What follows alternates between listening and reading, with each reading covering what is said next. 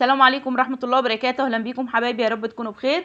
النهارده هنعمل مع بعض احلى بطاطا على البوتاجاز، طريقة سهلة وبسيطة وباذن الله هتعجبكم وتنفذوها وتقولوا لي ايه رايكم في التعليقات.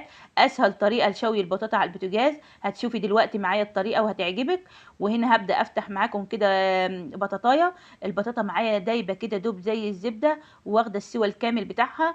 وطبعا القشر اللي انتوا شايفينه كده ممكن تاكليها بيه، لان انا غسلاها كويس ومنضفاها، هتشوفي معايا دلوقتي. وبيبقى طعمها خطير وولادك هيفرحوا بيها، ومن غير فرن تقدري تعملي احلى بطاطا، ما توقفيش نفسك على حاجه. وبالعكس دي اجمل من اللي احنا بنشويها في الفرن، لان التانية الطبقه الخارجيه كده بتتحرق او تبقى ناشفه، دي طريه وسهله.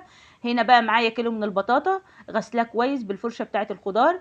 معايا هنا الصينيه، معايا ورقه من كراسه الرسم بديل ورق الزبده، لو عندك ورق الزبده استخدميه، ما عندكيش هتستخدمي ورق كراسات الرسم. وهنا قسمت الورقه نصين، وهدهنها كده بالزيت.